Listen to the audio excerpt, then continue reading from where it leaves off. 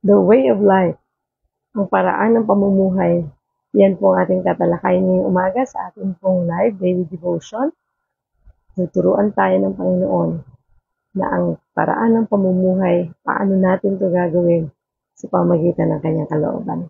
Magandang umaga po sa inyong lahat. This is your Ate Mavs and welcome po sa Ate Mavs TV at sa God Loves You Movement Facebook page para po sa ating daily devotion live.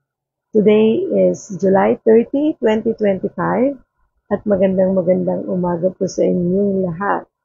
So ngayong araw na ito ay Wednesday at napakaganda po ng ating pagninilayan ngayong umaga. Yan po ay matatagpuan natin sa James 4 verse 17. Sa Tagalog yan po ay Santiago 4 verse 17. Ayan.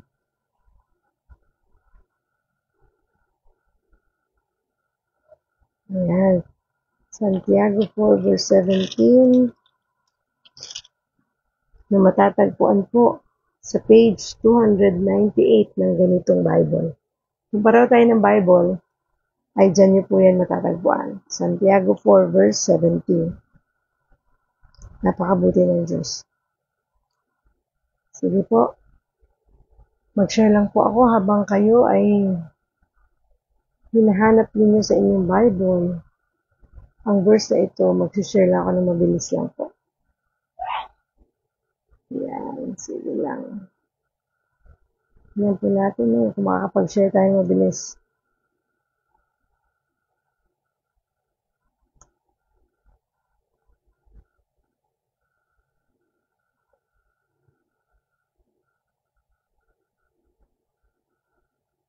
Yan, sige po. Share tayo, share tayo. Thank you Lord, mabilis kahit wala pa po kami internet. Naka-data lang po tayo. Thank you Lord. Sige po.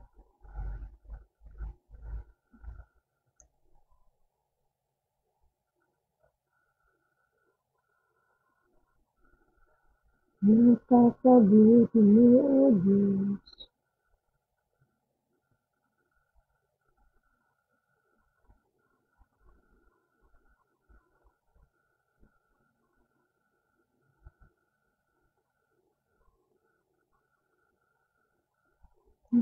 Hindi na bago. Good morning. Magandang umaga po sa inyong lahat.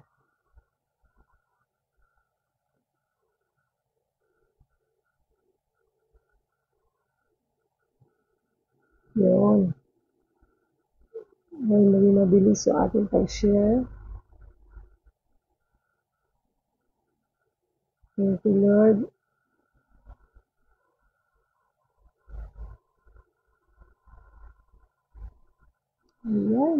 Ayan. Thank you, Lord. Mabilis na siya.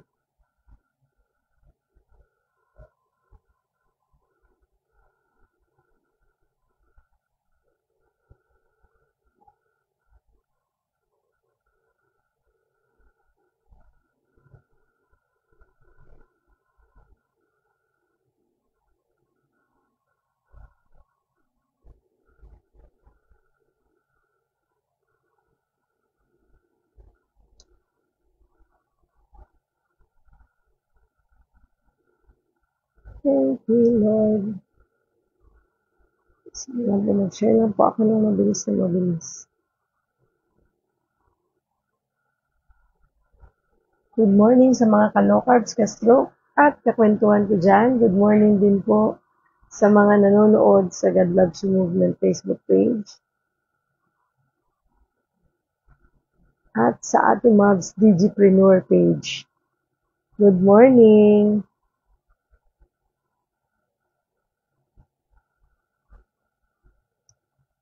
Mag-devotion na po tayo mga ka-stroke.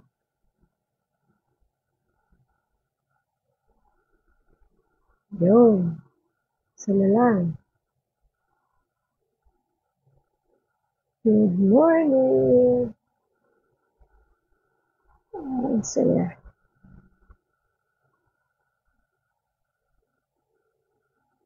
Yun.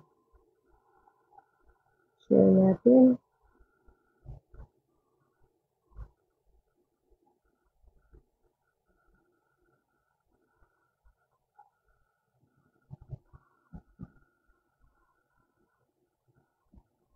Wala pala akong iyo.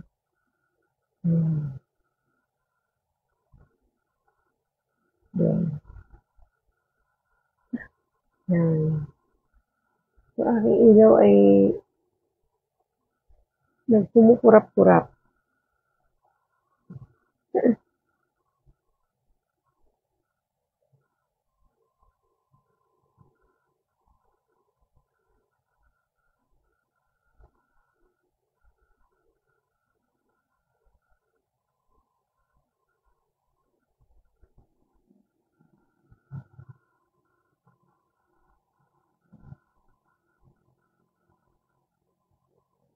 Okay, sige po. Simulan na po natin ang ating pong devotion this morning. Buksan na po ninyo ang inyong Bible sa James 4 verse 17.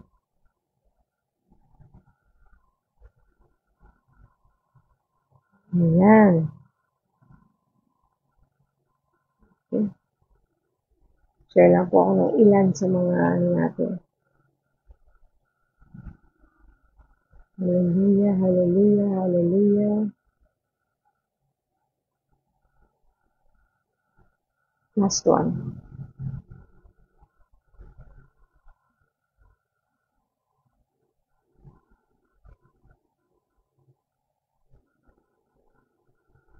Okay. Sige po, buksan na po natin ang ating Bible. Good morning, Ate Jenny. Magandang umaga sa iyo. Okay, sige po.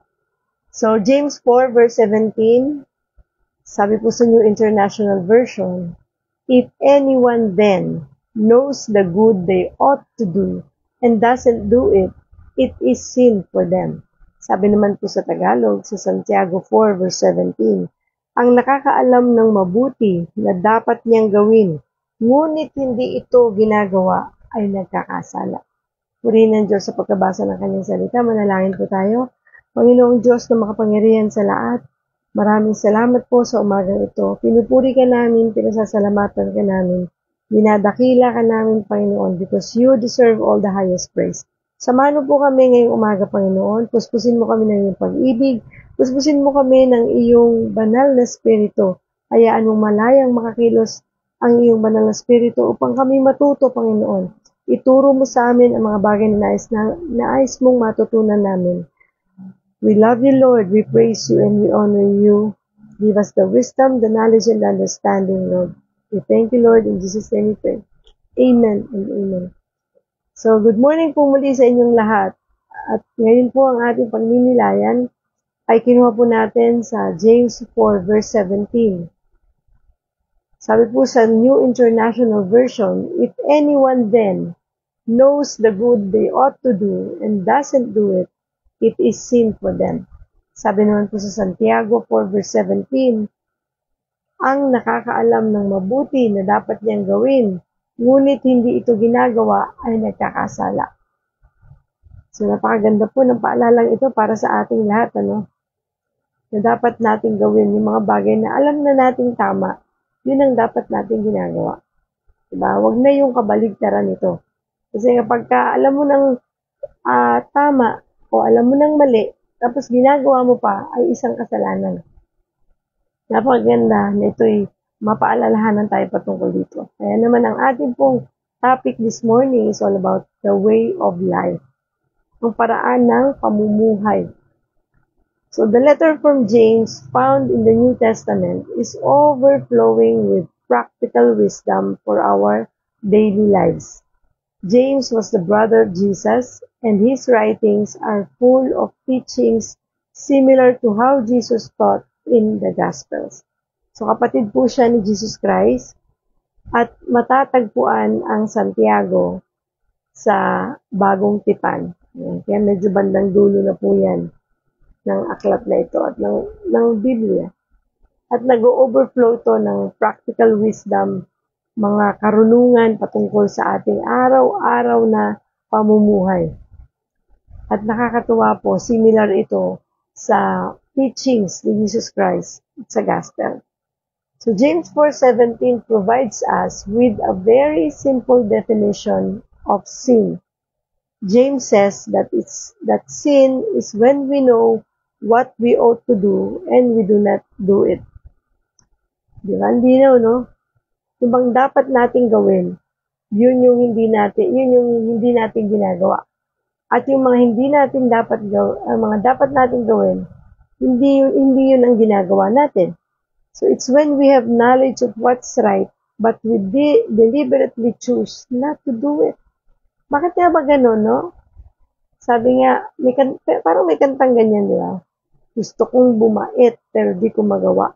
Meron din yan sa Bible, hindi ko lang na ano kanina.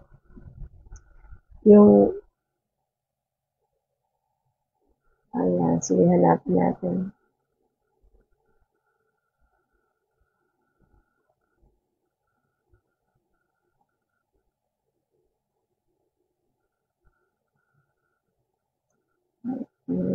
Yan. Thank you, Lord. Sabi po sa, ayan.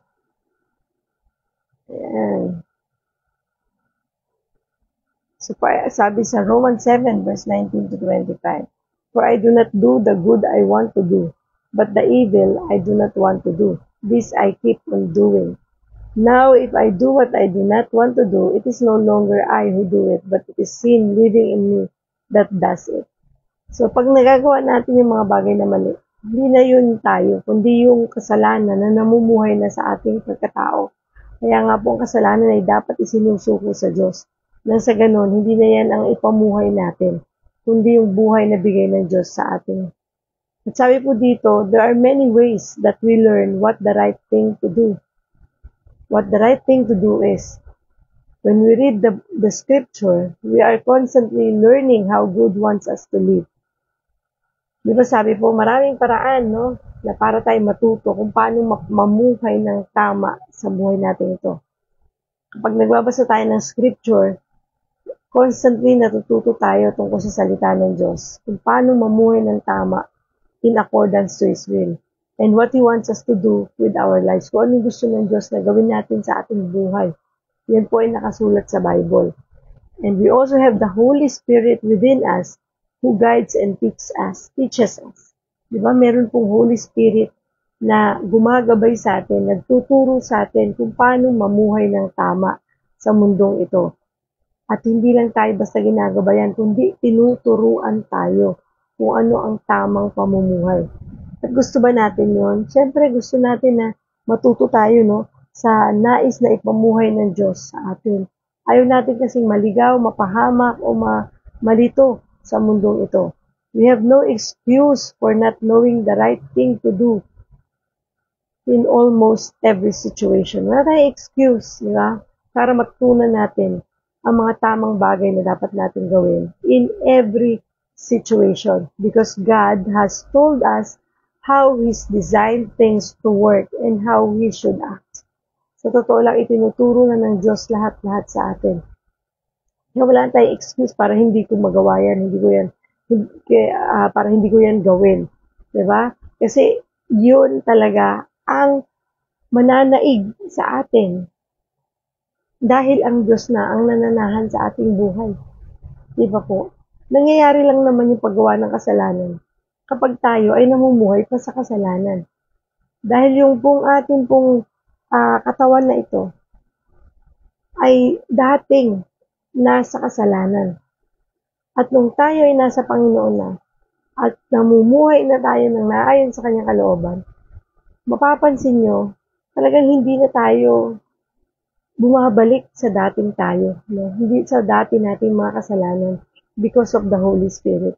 Because the Holy Spirit continue to convict us para gumawa ng tama. Kasi nung tayo makasalanan pa, sa totoo lang, yung kasalanan, wala lang yan eh. Di ba? Parang okay lang. ay ano ba kung nagkasala ako? Ako lang ba nagkakasala? Lahat naman ng tao nagkakasala eh. Ganyan yung mga katuwiran natin. Ni hindi tayo nakokonsensya, ni hindi tayo nag-aalala kung nakagawa tayo ng kasalanan sa ating kapwa, nasaktan natin sila, parang okay lang. Kasi way of life mo na yun eh. Yun yung buhay mo. Yun yung habit mo. Yun yung lifestyle mo. Diba? So, yung paggawa ng kasalanan is normal para sa'yo. Pero nung tayo ay nasa Panginoon na, hindi na normal ang paggawa ng kasalanan. Kasi, nakukonvict na tayo ng Holy Spirit eh. Maliit na pagsisinungaling nga lang na nagawa mo sa iyong kapwa, ay talagang hindi ka na makatulog.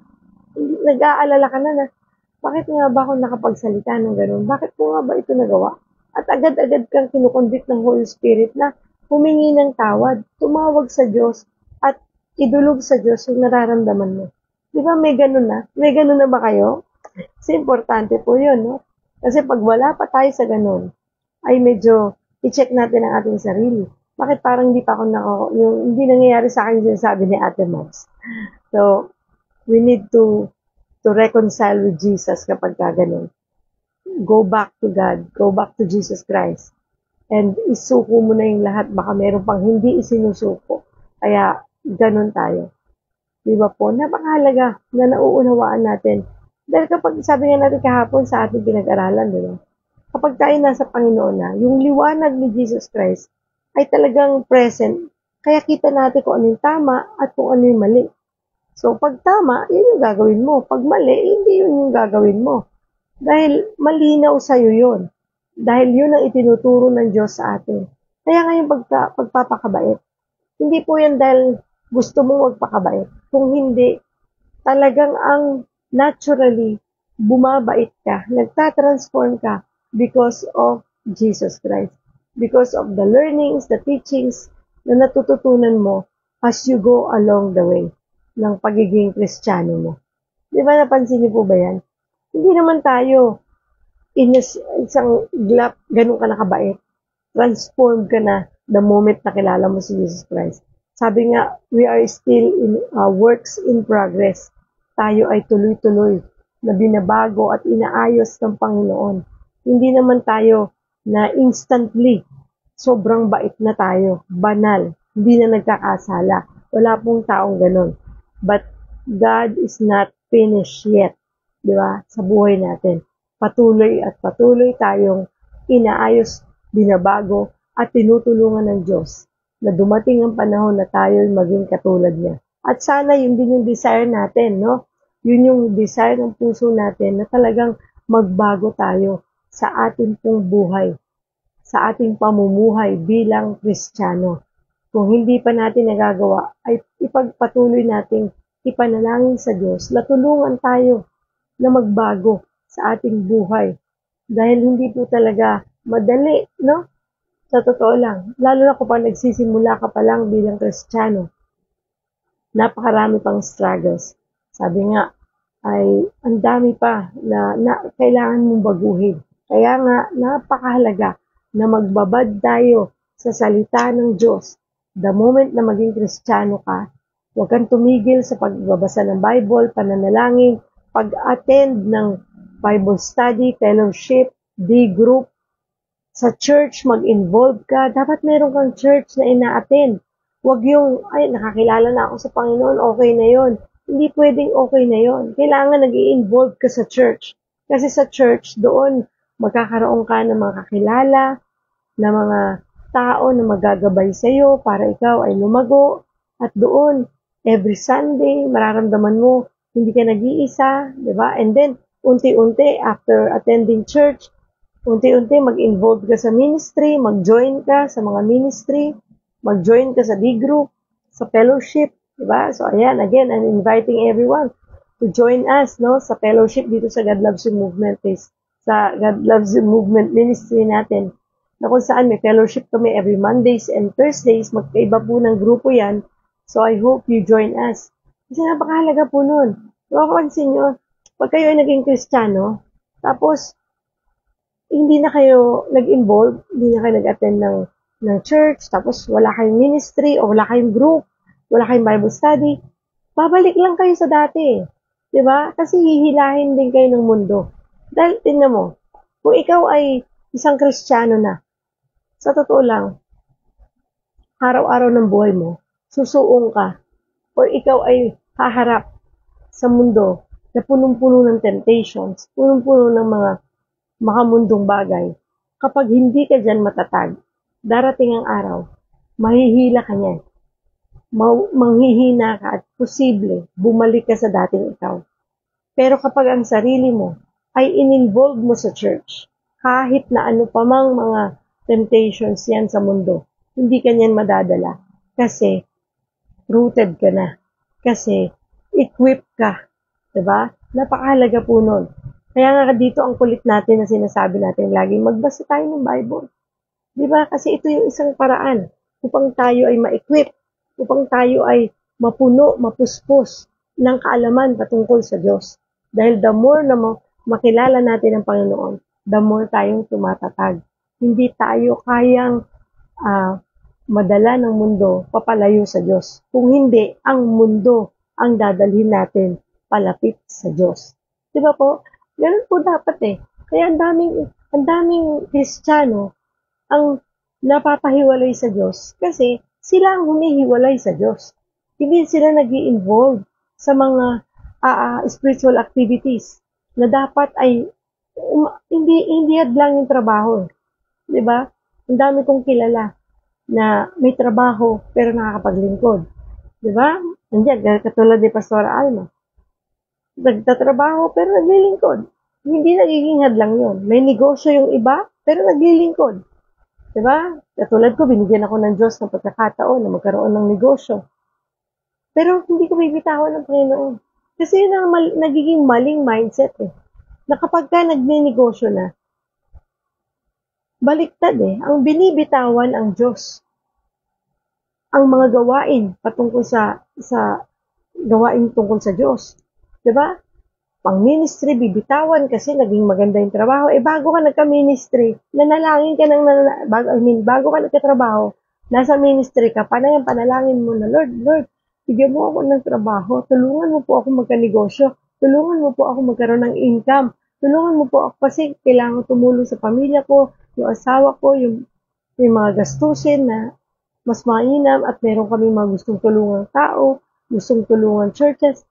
Paano po kami tutulong kung wala kaming trabaho, wala kaming negosyo, wala kaming pinagkakitaan? Nung binigyan ka ng Diyos ng pagkakakitaan at nabisi ka sa iyong pinagkakakitaan, iniwan mo yung iyong ministry, iniwan mo ang iyong fellowship, tinalikuran mo ang iyong Bible study, ang B-group mo, nag-focus ka doon.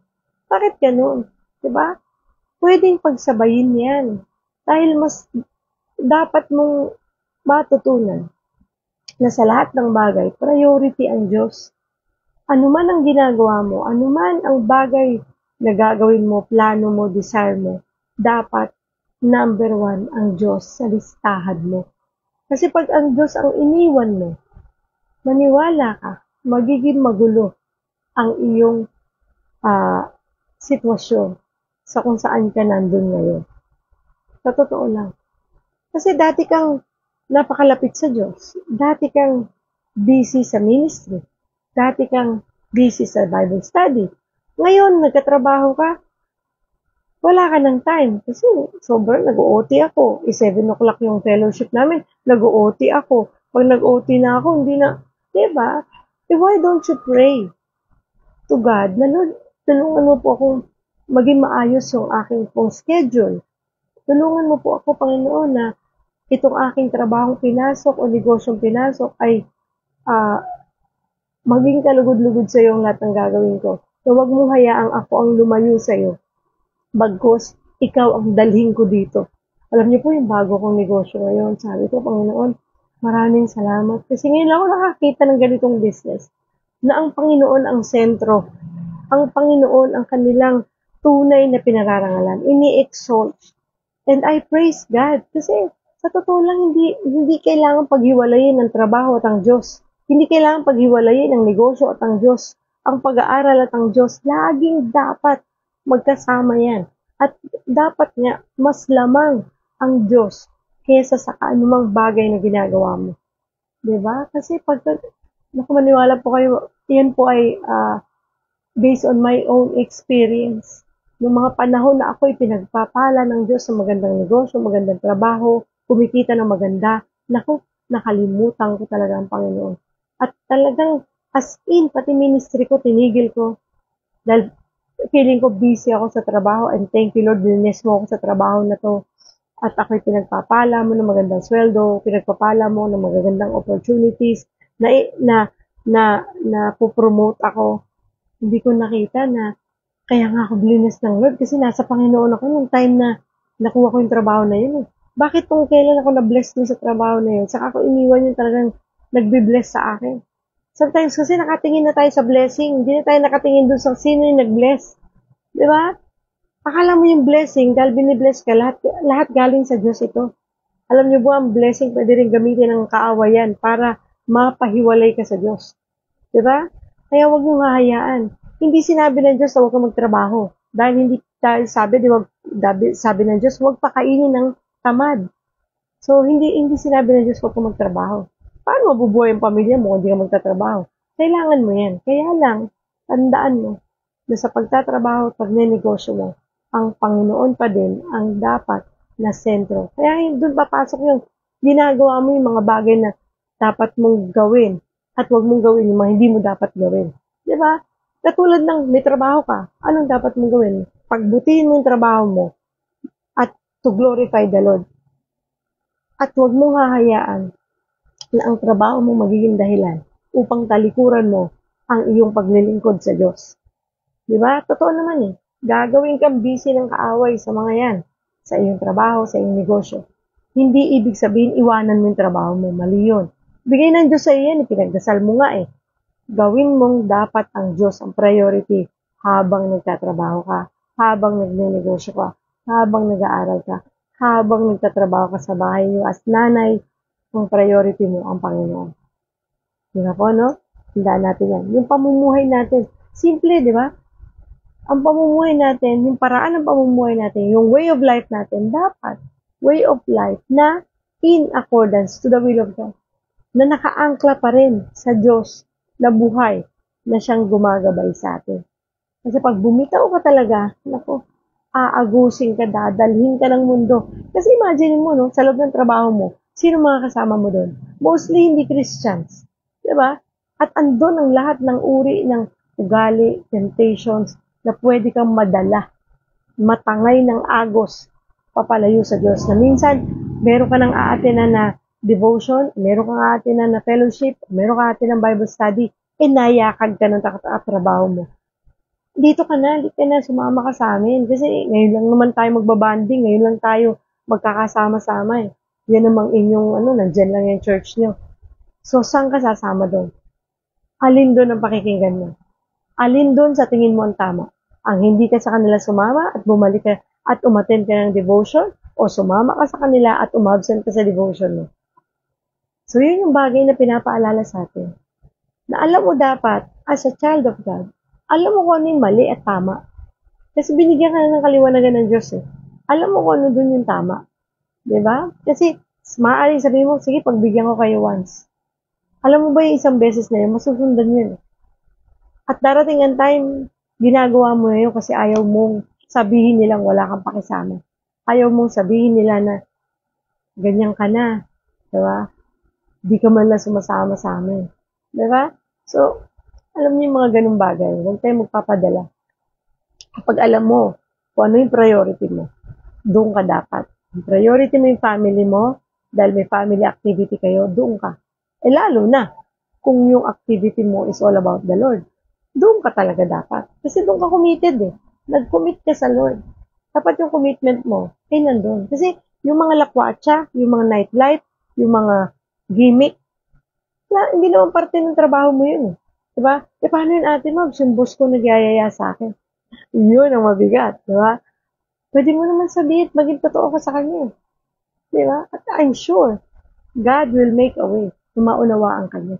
Dahil yun yung mga bagay na dapat na maging totoo tayo. Huwag na kayong magsinungaling. Diba? Minsan, yung pag-attend sa church or sa devotion, pinagsisinungaling. Kasi may very important akong lakad na hindi mo masabi na meron akong activity sa church. Bakit hindi mo masabi yun? Be honest, di ba? Maging honest ka. At dapat nga malaman nila. O baka nahihiya ka kasi hindi mo naman ipapakita ang iyong pagiging Kristiyano sa loob ng trabaho, kaya tuloy hindi mo mabanggit na ikaw ay isang anak ng Diyos. Diba? Sabi nga kasi, ang pagiging anak ng Diyos ay hindi iyan sinasabi, kung hindi iyan ay nakikita sa ating pagkatao, sa ating pag-uugali. Diba po, no? I hope meron tayong natutunan.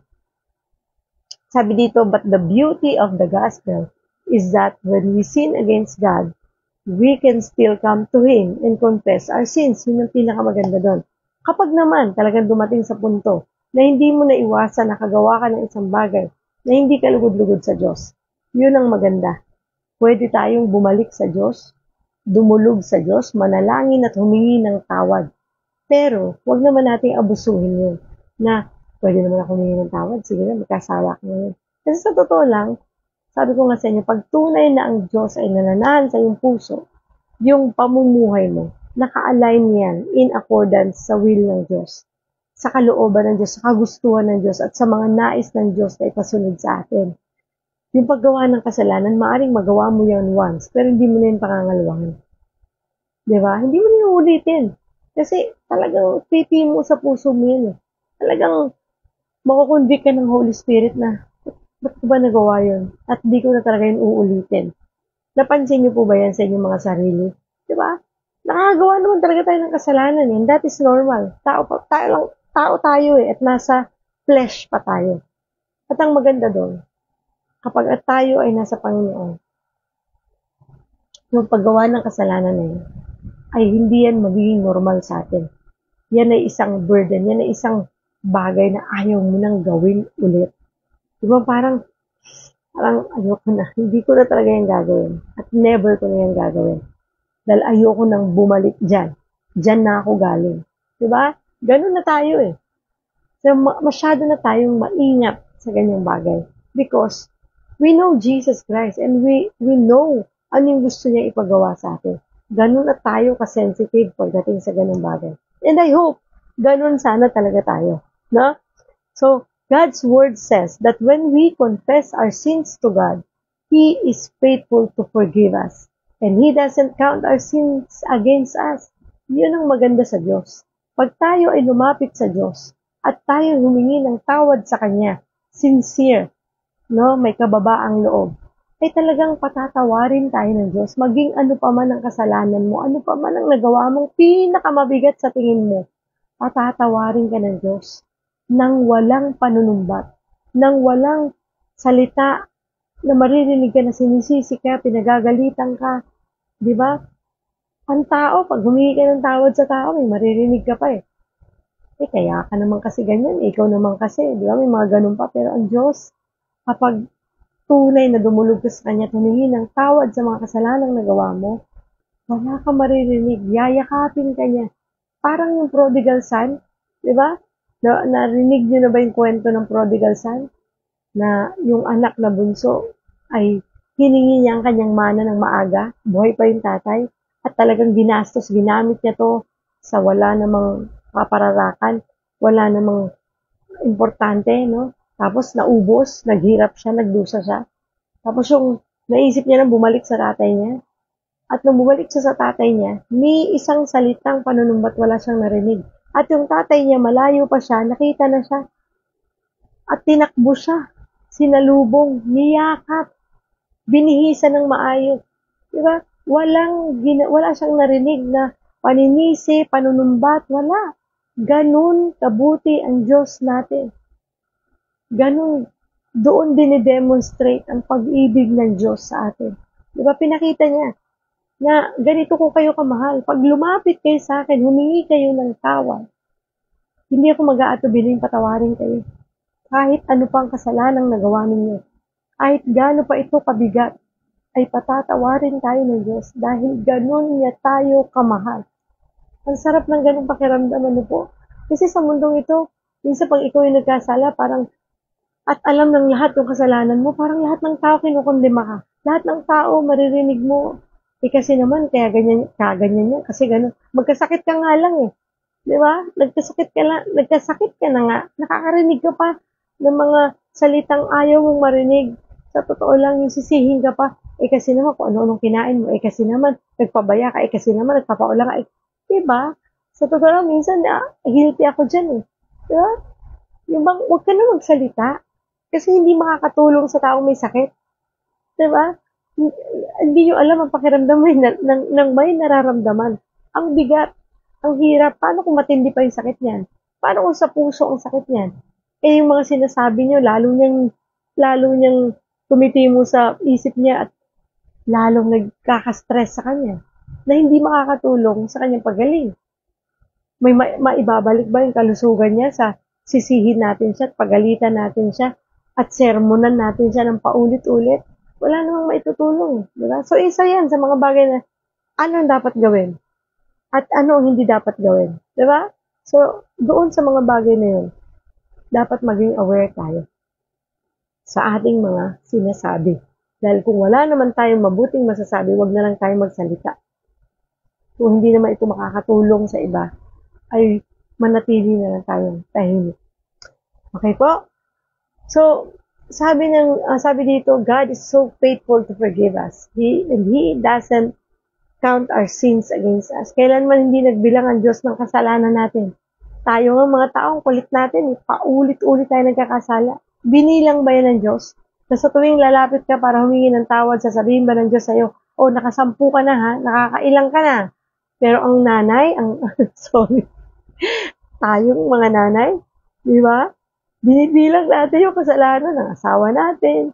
Hindi ko nilalahat po hindi ko nilalahat. Kasi kaya ako nasasabi yan kasi nangyari yan sa akin. At minsan nangyayari pa rin sa akin yan. Binibilang ko yung kasalanan ng kapwa ko, ng tao, ng mga anak ko, ng asawa ko.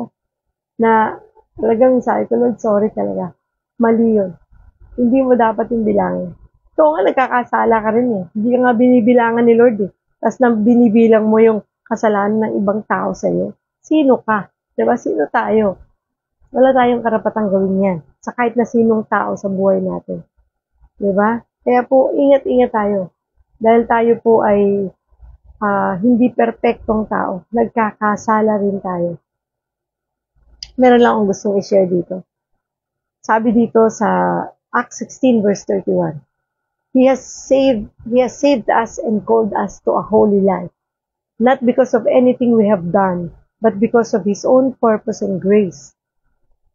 This grace was given us in Christ Jesus before the beginning of time. So, tayo po ay pinatatawad ng Diyos sa ating mga kasalanan upang iligtas tayo at upang tayo ay it is by grace. No? Gustong paalalahanan tayo ng Diyos na hindi yan dahil kaya ako pinatawad ng Diyos kasi nagawa ako ng mabuti. Natatandaan ko lang po. No? Gusto ko lang i-share. Meron ako in-attend na training before. Ang tagal na po, long time ago. I don't know kung may mga ganong training pa ngayon. Na, sabi ko, ang training na yon, pinalista sa amin yung mga nagawa namin kasalanan sa mga tao. Kahit daw hindi na namin matandaan kung sino yung mga tao na yon. Basta ilagay namin sa isang papel yung mga kasalanang nagawa namin. Tapos, dun sa kasalanan na yon, kung gaano daw yun karami, ay ganun ding dami ang gagawin namin kabutihan sa aming kapwa. Kahit hindi mismo dun sa nagawa namin ng kasalanan. At dahil daw doon, ay mapapalitan yung kasalanan na yon ng kabutihan at mapapatawad tayo ng Diyos. So parang noon, dahil sa ako'y nabubulagan, paniwalang-paniwala ako doon. So ginawa ko yun, naglista ako ng mga kasalanan ko, mga nagawa kong kasalanan sa aking kapwa, sa lahat. Ang dami. Tapos, tapatan ko daw yun ng kabutihan. Gumawa ako ng kabutihan sa kapwa, tumulong daw ako, at bawat tulong ko, i-ekis ko na yung kasalanan na yun kasi napatawad na raw ako doon. Dati pinaniwalaan ko yan. Ngayon na natututunan ko na ang tunay na kaligtasan at tunay na forgiveness ay hindi po sa ganung paraan. Kasi it is not by works. Di ba? Hindi kayang tapatan yung kasalanan mo para mapatawad ka dahil lang sa gumawa ka ng kabutihan. Dahil yung paggawa ng kabutihan ay Matik na yon na nangyayari kapag ikaw ay tunay na nakakilala sa Diyos. Tinanggap mo si Kristo as your Lord and Savior. Hindi po yan dahil kaya ako niligtas is because dahil sa aking pagiging mabuting tao. Di ba? Ephesians 2. It is by grace we have been saved through faith. Not by ourselves, but it is a gift from God. It is not by works, so that no one can boast. So, lagi natin naririnig dito yan. Kasi lagi tayong pinaalalahanan ng Diyos. Hindi yan dahil sa pagiging mabuti mo, kaya ka niligtas ng Diyos. Kung hindi dahil inamin mo na ikaw ay makasalanan, isinuko mo lahat ng kasalanan mo sa Diyos at nag-agree ka, inadmit mo that I am a sinner. At dahil doon, nagkaroon ka ng personal na relasyon sa Diyos. At dahil sa relasyon na yon, naging mabuti kang tao. Because ang nag-transform sa'yo is not you, but it's Jesus Christ. It's the Holy Spirit. Diba? Yun eh. And I hope naiintindihan po natin yung bagay na ito. Dahil yun yung mahalaga. Kaya kapag ikaw ay tunay na tumanggap na sa Panginoon, wala ka ng ibang dapat gawin. Dahil yung pagsunod sa Diyos ay kusa mo ng ginagawa. Nang hindi ka pinipilit, hindi ka napipilitan, kung hindi kaya mo ito ginagawa, dahil ito ay pagsunod sa Diyos. Dahil bakit? Kilala mo na ang Diyos mo na sinasamba mo. Malinaw na sa'yo na ito ang kanyang sinasabi sa kanyang salita. Kasi nagbabasa ka na ng Bible. Kasi hindi ka na lang basta nananalangin ng isang beses, kundi unceasingly nananalangin ka na. You have that personal relationship with the Lord. Kaya yung communication mo with the Lord, tuloy-tuloy. Diba? Kaya yung pagbabago mo ay tuloy-tuloy din. Na nakikita ng maraming tao. Na nagugulat ka, nagbabago daw ako. Sabi niya, oh Lord, thank you ah. It is by your grace, Lord. Hindi yun dahil sa akin. Thank you. Nakikita nila, nare-recognize nila yung pagbabago sa sarili ko. At yun ang kailangan makita. Yung pamumuhay mo bilang Kristiyano. Dapat naisa sa pamuhay mo kung ano ang natututunan mo sa bawat salita ng Diyos. Amen po ba tayo dyan? Amen and amen.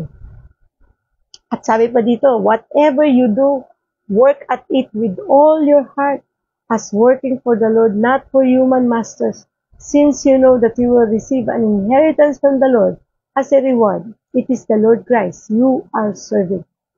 So, naalala ko tuloy kayo na pinag-usapan natin tungkol sa mga trabaho, negosyo, di ba? You are not working to your boss. Ang master mo, ang boss mo, ang may-ari ng kumpanya mo, ang Panginoon. Kaya gawin mo ang lahat all to glorify the Lord. Not your human masters. Diba? Para nang sa ganun, magtagal ka sa kumpanya, mag-enjoy ka dyan, masaya ka, naglilingkod sa Diyos, through your work, through your job, through your businesses, gawin mong lahat ng yan, all for the glory of God. Kasi kapag ginagawa mong isang bagay, all for the glory of God, na iniisip mo na kaya ako nagtatrabaho dito kasi nagtatrabaho ko para sa Diyos. Dahil ang Diyos ang pinaglilingkuran ko. Hindi ka gagawa ng kalokohan. Di ba? Hindi ka gagawa ng mga bagay na hindi ka lugod-lugod sa Diyos. Hindi ka man lalamang. Di ba? Maliwanag sa iyo yung mga bagay na yan. At dahil ganun, ang dapat na pamumuhay na nais ng Diyos na pagawa sa atin. At yan ang tinuturo sa atin ngayon ng ating Panginoon. Thank you, Lord. So take some time to think about an area where you know you're not following God's best for your life. Ano sa area ng buhay mo ang hindi mo sinusunod ang kalooban ng Diyos? Diba? Sa spiritual, sa financial, sa physical, sa pamumuhay mo sa araw-araw, sa trabaho, sa negosyo, sa eskwela, sa loob ng tahanan mo. Ano doon? Alin doon ang mga bagay na ginagawa mo na hindi ka lugod-lugod sa Diyos? Baguhin na natin. Diba? Palitan na natin. At idulog natin sa Diyos na tulungan tayo na magawa natin ito ng tama. Kung sa tingin mo yung trabaho mo nagiging dahilan upang mapalayo ka sa Diyos, ayusin mo. Hindi ko sinabing mag-resign ka. Unless, itong trabaho ito, ang siyang talagang hindi mo maiwasang gumawa ng masama because of this job, ay umalis ka dyan. Pero kung yung trabaho mo ay ayos naman, legal, walang dapat ipangamba. Dahil lang sa'yo, kaya ka napapahiwalay sa Diyos kasi nadadala ka, diba, ng mundo sa loob ng trabaho mo. Pero kung ang Diyos ang pahihintulutan mong kumilos sa loob ng trabaho mo, tutulungan ka ng Panginoon. Alam ng Diyos ang laman ng puso mo. Ganun din sa negosyo ginagawa mo. Kapag ang Diyos ang sentro ng negosyo mo, tutulungan ka ng Diyos. Sasamahan ka ng Diyos. Gagabayan ka ng Diyos. Bibigyan ka ng wisdom kung paano mo gagawin ang mga bagay na ito na maging kalugod-lugod sa Kanya. Magpasakop tayo sa Lord. Surrender everything to the Lord. Submit to God. Diba? Submit to your bosses. Kahit ano pa maugali nila. Because hindi naman yung boss mo yung sinasubmitan mo. Nagsasubmit ka sa Diyos na buhay. Na tunay na may hawak ng buhay mo at ng trabaho at ng negosyo mo. Diba? Amen. So, confess your sin to God and ask Him for forgiveness. Kung meron ka pang mga kasalanan na hindi pa inihihingi ng tawad sa Diyos, mga kasalanang patuloy mong tinatago sa puso mo, ihingi mo na yan ng tawad sa Diyos. Ihingi mo na yan ng tawad sapagkat hindi ka makaka-move on, hindi ka matatahimik, at hindi bubuhos ang biyaya sa iyo kapag ka punong-puno ka pa ng unforgiveness sa puso mo. Kasi nagmumula ang unforgiveness saan? Sa pride, sa galit, sa sama ng loob, sa hinanakit. Diba? So lahat ng yan, tanggalin mo na. Mga bagahing hindi mo kailangan sa buhay na to para maranasan mo ang tunay na kapayapaan, ang pag-ibig ng Diyos, ang kagalakan, ang katahimikan, diba? Ang kabutihan sa puso mo. Magugulat ka pag lahat yan sinuko mo sa Diyos, nang may kapakumbabaan, magugulat ka hanggang ng buhay. Nakakatulog ka na ng mahimbing. Diba? Dati hindi ka makatulog ng mahimbing kahit inumin mo na lahat ng gamot. Hindi ka pa rin makatulog. Kasi meron kang hindi mo maamin na meron. Ikaw at ang Diyos lang nakakaalam yan. Hindi ko alam yan. Hindi yan alam ng mga tao sa paligid mo. Ikaw at ang Diyos lang. Kaya kayo ng Diyos ang mag-usap. I-surrender mo lahat sa Panginoon. Then walk in the assurance that God loves you. That God has forgiven you. That God has provided a way for you to walk in the newness of life. Panghawakan mo yung assurance na kapag isinuko mo ang lahat ng yan sa Panginoon, ay alam mong mahal na mahal ka ng Diyos. Alam mong pinatawad ka ng Diyos. At ipoprovide ng Diyos ang daan, ang pamamaraan para sa isang bagong buhay, para sa iyo at para sa iyong buong pamilya. At pasalamatan natin ng Diyos ng buong katapatan sa buhay natin at sa araw na ito. Diba po? Ganun po kabuti ang ating Diyos na buhay. Kaya naman isuko natin ang lahat-lahat sa Diyos. Dahil yan po talaga ang susi sa lahat ng ating pong pangangailangan sa buhay natin ito. Kagalingan, kapayapaan, kagalakan, success in life, success in your business, success in your work, in your studies, lahat ang susi ay ang personal na relasyon sa Diyos. At ang pagsuko ng ating mga kasalanan sa Panginoon. Wala ka nang dapat itira. Kung Kristiyano ka na, pero meron ka pang itinatago dyan sa puso mo na ayaw mo pang bitawan, bitawan mo na. Sapagkat ang Diyos naghihintay lang sa paglapit natin sa Kanya. Manalangin po tayo. Panginoong Diyos na buhay, dakila at makapangyarihan sa lahat. Maraming salamat, Panginoon, sa pagpapatawad mo sa akin ng maraming beses. Salamat, O Diyos, sapagkat nakikinig ka sa aking mga panalangin. Salamat, Panginoon. Pinaalalahanan mo kami sa mga bagay na dapat kaming kumilos, na dapat kaming gumawa ng mga bagay na kalugod-lugod sa iyo, na dapat na ayusin namin ang aming pamamaraan ng buhay namin, yung aming lifestyle, yung aming pong buhay na kalugod-lugod sa iyo. Salamat, Lord, for the conviction sa area ng mga buhay namin na gusto mong baguhin. Salamat, Panginoon, dahil nandyan ka palagi to remind us. Thank you for this message, Lord. Napakabuti mo, Panginoon. Maraming salamat. Maraming salamat, Panginoon. para ipakita mo mga bagay na ito sa amin, na napakahalaga ng pagsunod sa iyo, na napakahalaga ng pag-iingat, na napakahalaga ng bawat buhay ng bawat isa, sapagkat itong buhay na ito, Panginoon, ay hiram lang namin sa iyo. Salamat, Lord Jesus, for always reminding us kung paano maging mabuting tao sa aming kapwa, kung paano magpatawad sa aming mga kapwa, kung paano humingi ng tawad sa mga kasalanan na nagagawa namin, Panginoon. Thank you for always reminding us, Lord God. Thank you, Jesus, for loving us. Thank you for the gift of second chances. Lord, napakabuti mo kasi lagi mo kaming binibigyan ng pagkakataon na makapagbagong buhay. Salamat kasi sa tuwing lalapit kami sa iyo, hingi kami ng tawad. Lagi kang handang magpatawad. Hindi ka nanunumbat, hindi ka nagagalit, hindi mo man lang kami sinisisi. Maraming salamat. Hindi mo binibilang yung mga kasalanang nagagawa namin sa iyo.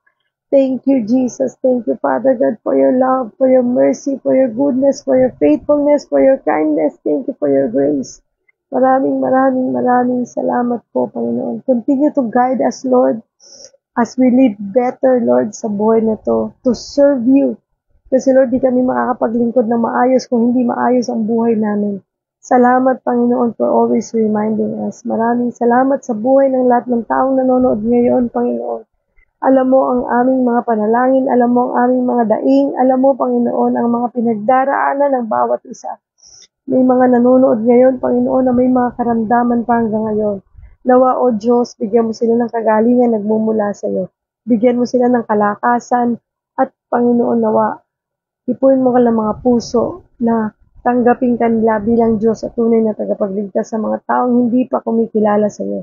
At nawa, O Diyos, matutunan namin na isuko ang lahat, ang aming mga kasalanan, ang mga itinatago pa namin sa aming mga puso na ayaw pa namin bitawan. Patawarin mo kami, Panginoon. Tunay, O Diyos, na ikaw ang kailangan namin sa buhay namin ito.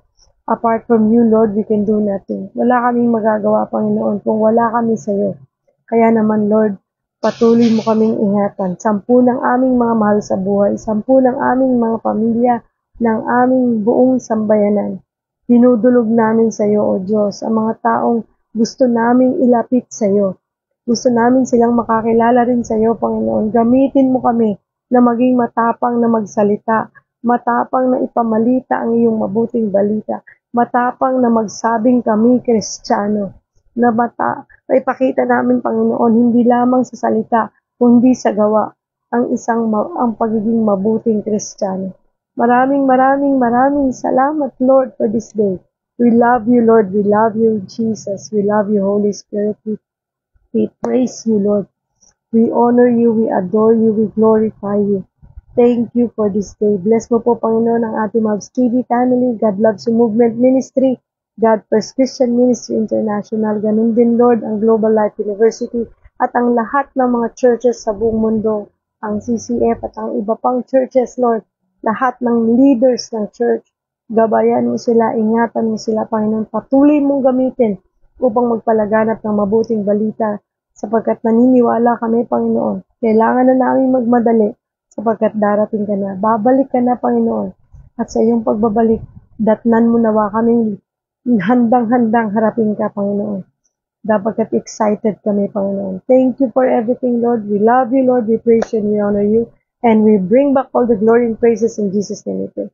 Amen and amen. Thank you, Lord. Thank you, Jesus. Thank you, Father God. Maraming salamat po.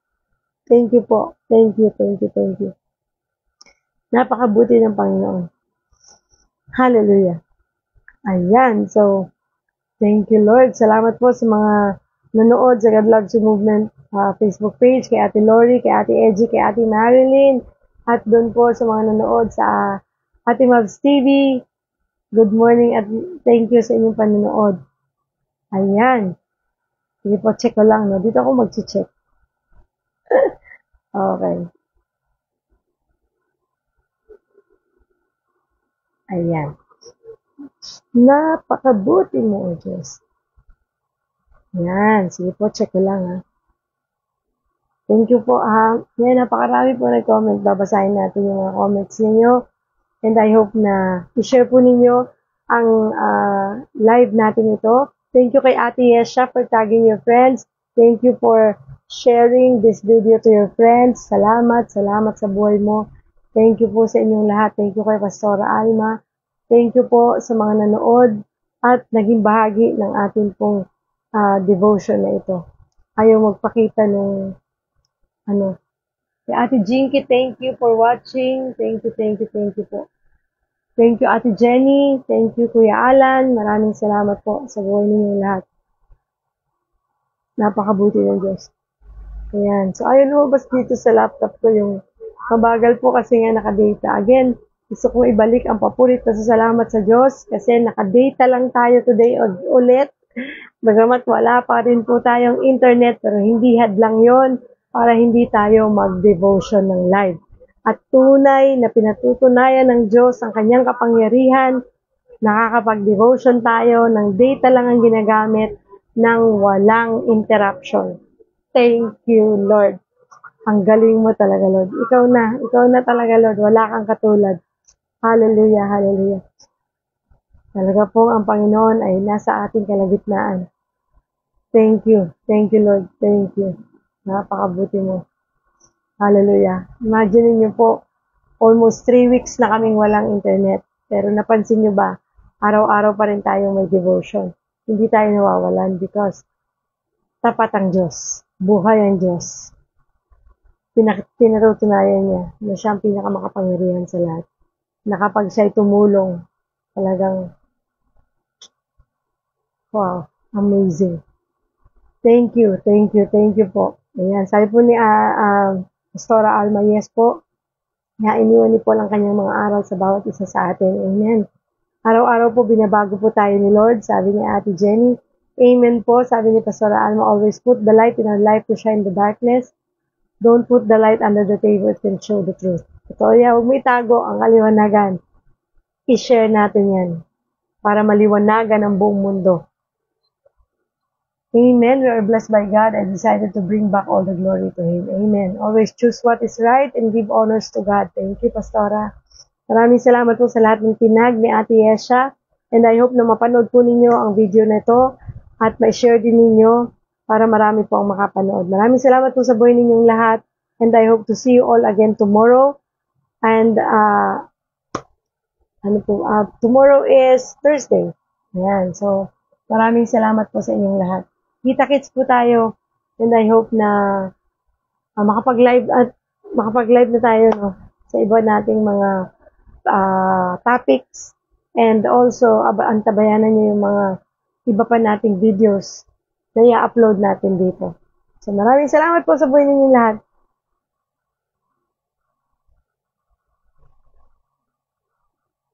Amen. Ayan, sinene Pastora Alma yung tungkol sa babaeng makasalanan na gustong patayin sa pamamagitan ng pagbato.